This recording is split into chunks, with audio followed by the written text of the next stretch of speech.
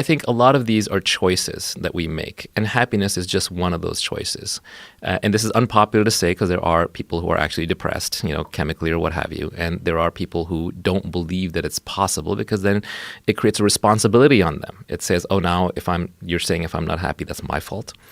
I'm not saying that, but I'm saying that just like fitness can be a choice, health can be a choice, nutrition can be a choice, working hard and making money can be a choice, happiness is also a choice. If you're so smart, how come you aren't happy? How come you haven't figured that out? That's my challenge to all the people who think they're so smart and so capable. If you're so smart and capable, why can't you change this? There are a bunch of people, though, that actually take pleasure in being miserable. There's something about the pursuit of excellence and of success that supersedes all other pursuits. That in their eyes, it is the peak, the pinnacle, the most important thing. It's not a trade-off. I would argue that now when I say happy is one of those words that means a zillion different things. Right. It's like love, right? What does that mean? Right, I love cheese. I'm going to define it a little bit more tightly, right? So let's go back to desire, right? This is old Buddhist wisdom. I'm not saying anything original, but desire to me is a contract that you make with yourself to be unhappy until you get what you want.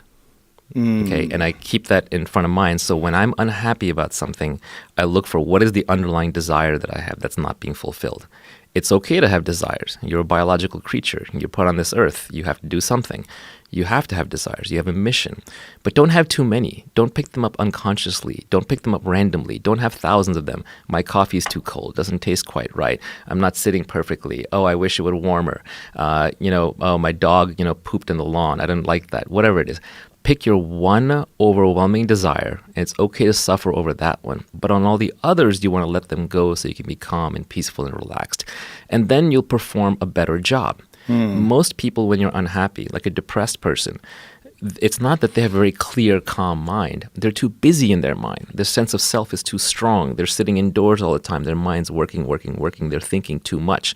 Well, if you want to be a high-performance athlete, how good of an athlete are you going to be if you're always having epileptic seizures? If you're always like twitching and running around and like jumping and your limbs are flailing out of control? The same way, if you want to be effective in business, you need a clear, calm, cool, collected mind. Warren Buffett plays bridge all day long and goes for walks in the sun. He doesn't sit around like constantly loading his brain with nonstop information and getting worked up about every little thing. We live in an age of infinite leverage. What I mean by that is that your actions can be multiplied 1,000-fold, either by broadcasting at a podcast or by investing capital or by having people work for you or by writing code.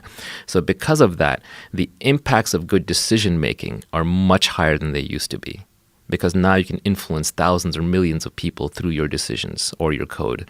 So a clear mind leads to better judgment, leads to better outcome. So a happy, calm, peaceful person will make better decisions and have better outcomes. So if you want to operate at peak performance, you have to learn how to tame your mind, just like you have to learn how to tame your body.